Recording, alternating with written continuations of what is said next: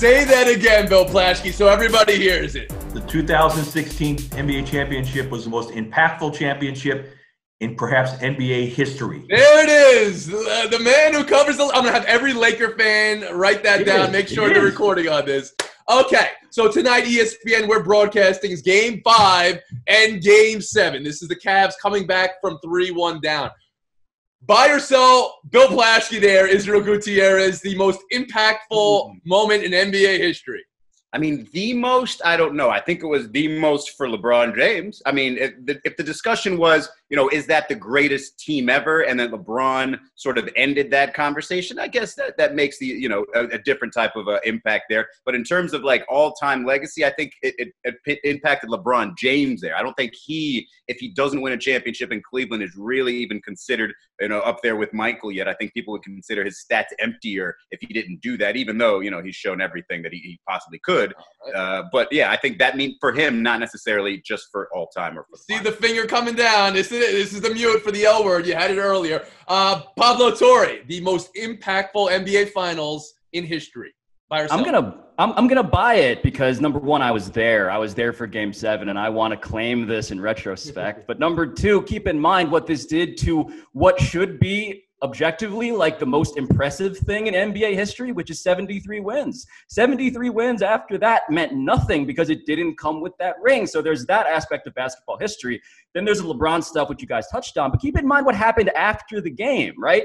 Draymond Green after Game 7, and he is suspended, of course, for Game 5. Not even on the court for that one because he tried to hit LeBron's urological tract. After Game 7, Draymond Green is sitting in his car, and who does he call? He calls Kevin Durant to come play with them because of the way the series ended. So Kevin Durant's legacy, mute me for that, also changed forever because of this series. All right, and here it is, the mute for you. All right, Plaschke, Pablo agreed with you, so you could take a victory tour right now, but also the landscape of the NBA after this, for LeBron specifically. Oh, it changed. LeBron would never be in LA if he hadn't won that championship in Cleveland. Durant never would have been in Golden State. It changed the whole legacy of the NBA. It moved the NBA into its next era. And just think about it. Think about the first win for Cleveland, and he did it at Oracle against the fully loaded Golden State team. People still think, somebody was suspended or something. They were all there. They all played. 73 wins. They were all out there. And LeBron has the great block. I still remember the block. I remember the Kyrie Irving shot. That Game 7 was as memorable as any sports event I've ever seen. Israel, you had the finger on the chin like you were pondering something. Here's the thing, because I don't know if this changes my answer or not, because I'm starting to think what would have happened if the Warriors won that anyway. They don't get Kevin Durant, and then the next year, are they the same powerhouse? Because we've seen the league turn, and we saw them those 2 years. They needed Kevin Durant to win those championships. So if they won that championship, did not get Kevin Durant, run it back with that same team, do they win it again? Do they look like this dynastic team over the course of 5-6 years without Kevin Durant? So maybe that does make the difference, make it a little bit different. You flip-flopped in a 3-minute around the home segment. That is amazing.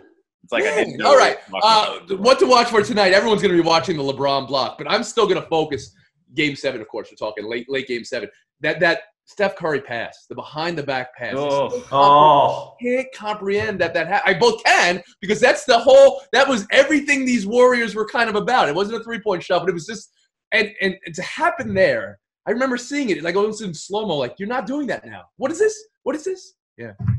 All right, Pablo, thanks for name dropping that you were in the building, by the way. My credential. Oh, what's that? Oh, it's so weird. It's so weird. We'll be back around the horn after the dark. Thank you for watching ESPN on YouTube. For live streaming sports and premium content, subscribe to ESPN+.